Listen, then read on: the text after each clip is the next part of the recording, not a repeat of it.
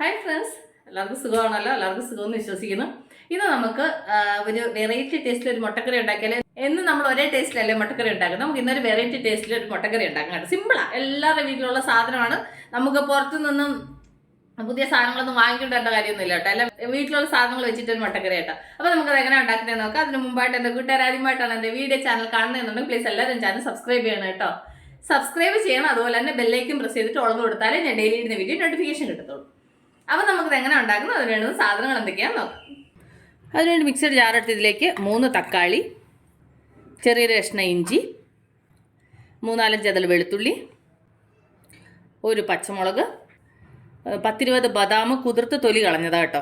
അത് ഇതിലേക്ക് ഇട്ട് കൊടുക്കാം. നിങ്ങളുടെ അടുത്ത് ബദാം ഇല്ലെങ്കിൽ അണ്ടിപ്പരിപ്പ് എടുക്കാം. ഓക്കെ, ഇനി ഇത് ഇത്രയും കൂടെ നന്നായിട്ടൊന്ന് അരച്ചുകൊണ്ട് വരട്ടെ. മസാല അരച്ചുകൊണ്ട് വന്ന് ഇത് വിടിരിക്കട്ടെ.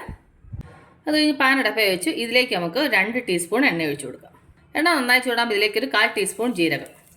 ഈ ജീരകം ഒന്ന് ഫ്രൈ ആയി കഴിയുമ്പോൾ ഇതിലേക്ക് 3 മീഡിയം സവാള ചെറുതായിട്ട് അരിഞ്ഞത്, ഇതിൻ്റെ കൂടെ ആവശ്യത്തിന് ഉപ്പൂടെ ഇട്ട് കൊടുക്കും. ഇനി സവാള നന്നായിട്ടൊന്ന് ഫ്രൈ ആവാം. എന്നിട്ട് സവാള നന്നായിട്ട് ഫ്രൈ ആയിട്ടുണ്ട്. ഇനി നമുക്ക് ഇതിലേക്ക് നമ്മൾ അന്നേരം അരച്ച മസാല ഉണ്ടല്ലോ, അത് ഇതിലേക്ക് ഇട്ട് കൊടുക്കാം. അതിൻ്റെ കൂടെ തന്നെ നമുക്ക് മസാലകൾ ചേർത്ത് കൊടുക്കാം. 1/4 ടീസ്പൂൺ മഞ്ഞൾപ്പൊടി, 2 ടീസ്പൂൺ മുളക് പൊടി, 2 ടീസ്പൂൺ മല്ലിപ്പൊടി, 1/2 ടീസ്പൂൺ ഗരം മസാല. ഇത് ഇത്രയും കൂടെ നന്നായിട്ട് ഫ്രൈ ചെയ്ത് ഈ മസാല നന്നായിട്ടൊന്ന് ഫ്രൈ ആവണം. അതിൻ്റെ പച്ചമണമൊക്കെ പോകണം. അപ്പോൾ നമുക്ക് നന്നായിട്ടൊന്ന് ഫ്രൈ ചെയ്തെടുക്കാം.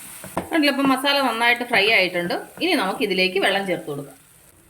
ഞാൻ ആ മിക്സിയുടെ ജാർ കഴുകിയ വെള്ളം അത് ഇതിലേക്ക് ഒഴിച്ചു കൊടുക്കാം. മുട്ടക്കറി ഒരുപാട് വെള്ളം പോലെ ഇരുന്നാൽ കൊള്ളത്തില്ല, അതുകൊണ്ട് നോക്കി വേണം വെള്ളം ചേർക്കാൻ. എന്നിട്ട് നന്നായിട്ട് മിക്സ് ചെയ്യുക. എന്നിട്ട് നമ്മൾ സവാള വഴറ്റാൻ നേരത്ത് ഉപ്പ് ചേർത്തായിരുന്നു. എന്നിട്ട് ഉപ്പ് നോക്കിയിട്ട് നിങ്ങൾക്ക് ഉപ്പ് വേണമെന്നുണ്ടെങ്കിൽ ആവശ്യത്തിന് ഉപ്പ് ചേർത്ത് കൊടുക്കുക. ഓക്കെ, അപ്പോൾ ഞാൻ വെള്ളം ഒഴിച്ചു കൊടുത്തു. ഈ ഒരു അളവിനാണ് വെള്ളം ചേർത്തേക്കുന്നത്. ഇനി ഇത് നന്നായിട്ടൊന്ന് തിളയ്ക്കട്ടെ.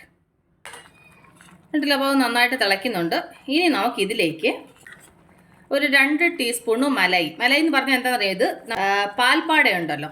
നമ്മൾ പാല് തിളപ്പിച്ചിട്ട് ഫ്രിഡ്ജിൽ വെച്ച് കഴിഞ്ഞാൽ നമുക്ക് ഇതുപോലെ പാലിൻ്റെ മുകളിലായിട്ട് ഇങ്ങനെ പാട കിട്ടും. ഓക്കെ, അതാണ് ഞാനിപ്പോൾ ചേർത്തത്. എന്നിട്ട് അത് നന്നായിട്ടൊന്ന് മിക്സ് ചെയ്യുക.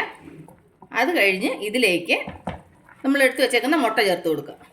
ഞാൻ ഇതുപോലെ ചെറിയ പീസായിട്ടാണ് മുറിച്ചത്. അപ്പോൾ അത് ഇതിലേക്ക് ഇട്ട് കൊടുക്കുക. ഇനി ഇതൊരു 5 മിനിറ്റ് ഈ കറി നന്നായിട്ടൊന്ന് തിളച്ച് മുട്ടയിൽ ഈ മസാലയൊന്ന് പിടിക്കട്ടെ. കണ്ടില്ലേ, ഇപ്പോൾ ഒരു 5 മിനിറ്റായിട്ട് മുട്ടക്കറി നന്നായിട്ട് തിളയ്ക്കുന്നുണ്ട്. ഇനി നമുക്കിതിലേക്ക് ലാസ്റ്റ് കുറച്ച് കസ്തൂരി മേത്തി, എന്നിട്ട് അതിൻ്റെ കൂടെ കുറച്ച് മല്ലിയില ചെറുതായിട്ട് അരിഞ്ഞത്, എന്നിട്ട് ലാസ്റ്റിൽ ഇതിലേക്ക് ഒരു 1/4 ടീസ്പൂൺ കുരുമുളക് പൊടി, എന്നിട്ട് ഇതൊന്ന് മിക്സ് ചെയ്യുക. എന്നിട്ട് നമുക്ക് സ്റ്റൗ ഓഫ് ചെയ്യാം. കണ്ടില്ല, അപ്പോൾ നമ്മുടെ ഒരു വെറൈറ്റി ടേസ്റ്റിൽ മുട്ടക്കറി റെഡി. കണ്ടില്ല, അപ്പോൾ അത്ര സിമ്പിളായിട്ട് നല്ല ടേസ്റ്റി ആയിട്ട് നല്ല തിക്ക് ഗ്രേവി ആയിട്ട് ഒരു മുട്ടക്കറി ഉണ്ടാക്കിയെന്നുണ്ടല്ലേ.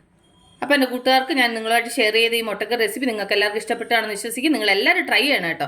നിങ്ങളെല്ലാവരും ട്രൈ ചെയ്ത് നിങ്ങൾക്ക് ഇഷ്ടപ്പെട്ടാൽ നിങ്ങളുടെ ഫ്രണ്ട്സിന് ഷെയർ ചെയ്യുക, ലൈക്ക് ചെയ്യുക, വാല്യുബിൾ കമൻറ്റ്സ് ഇടുക. അപ്പോൾ നമ്മൾ രുചികരമായ പുതിയ വീഡിയോയും പുതിയ റെസിപ്പിയുമായിട്ട് നാളെ നമ്മൾ വീണ്ടും കാണും വരെ ടേക്ക് കെയർ, ബൈ.